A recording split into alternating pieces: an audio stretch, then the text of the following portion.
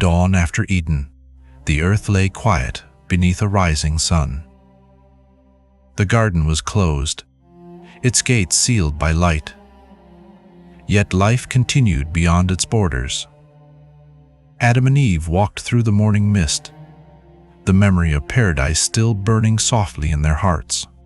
They had fallen, but they had not been forsaken. And in this new and fragile world, they began again. Time passed.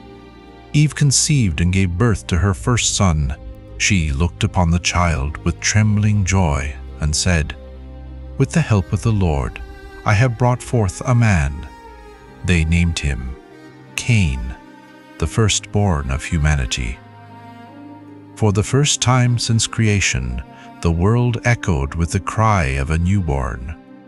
Hope returned to the heart of Eve. Perhaps redemption could begin here, in the laughter of her son. Years later, another child was born, Abel. Where Cain's strength was like the earth itself, Abel's spirit was gentle, like the wind that stirred the fields.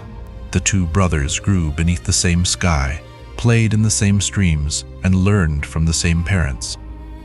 But already, the path of their lives began to diverge. Cain became a tiller of the ground, a farmer of the soil his father once cursed to toil. Abel became a keeper of sheep, tending flocks across the open meadows.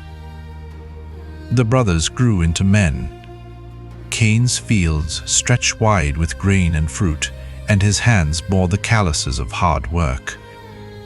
Abel's flocks moved like clouds across the hills, their bells echoing in the twilight. And though their lives seemed peaceful, a shadow lingered between their hearts, the echo of Eden's loss. Then came the day when both were called to bring an offering before the Lord. Each prepared what his labor had given him. Cain gathered the fruits of his harvest grain, vegetables, and the yield of the ground. Abel from his flocks took the firstborn lamb, perfect and without blemish. In their hearts both sought favor, yet one came with pride and the other with faith. The altars stood side by side in the field. Smoke rose from Abel's offering, straight and pure into the sky, glowing with divine fire.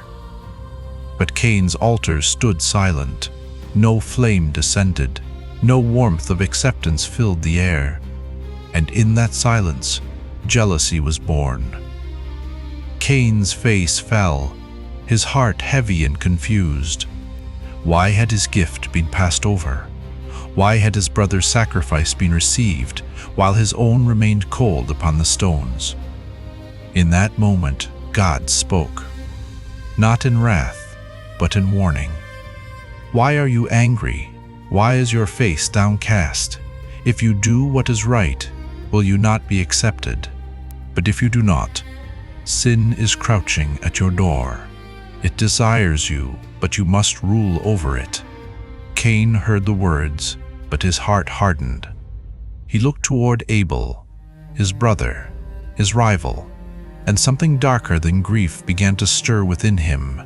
Days later, under the open sky, Cain said to Abel, "Come with me into the field." His voice was calm, his smile faint. Abel followed without suspicion. The sun was high, the wind was still. But in the space between heartbeat and silence, the shadow fell. The ground trembled beneath the weight of the first violence. Abel's breath fled into the wind, and the field grew quiet. The earth, once called good, now drank the blood of innocence. And for the first time since the world began, a man stood alone in the aftermath of death. Evening came. The voice of the Lord broke through the stillness. "Cain, where is your brother Abel?" Cain looked up, his face pale with defiance and fear.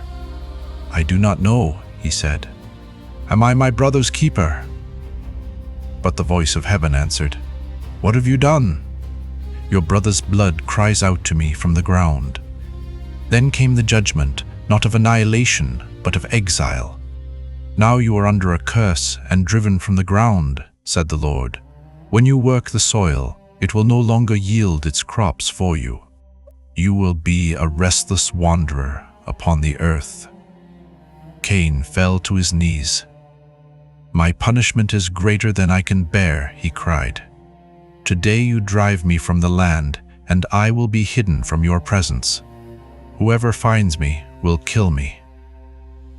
But even in wrath, mercy remained. The Lord placed a mark upon Cain, a sign that no one should take his life. And so the first murderer became the first wanderer, bound not by death, but by the burden of memory. Cain turned from the land of his birth. Behind him, the mountains of Eden glowed faintly in the distance. Ahead, only wilderness stretched beneath an endless sky. Adam and Eve watched their son depart, hearts torn by sorrow. One son dead, another lost.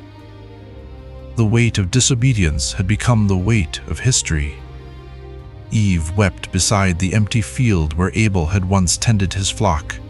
The grass grew uneven there, and the stones seemed to mourn. She could still hear his laughter in the rustle of the trees, fading with each passing day. And though she did not yet know the word for grief, she carried it like a wound that would never close.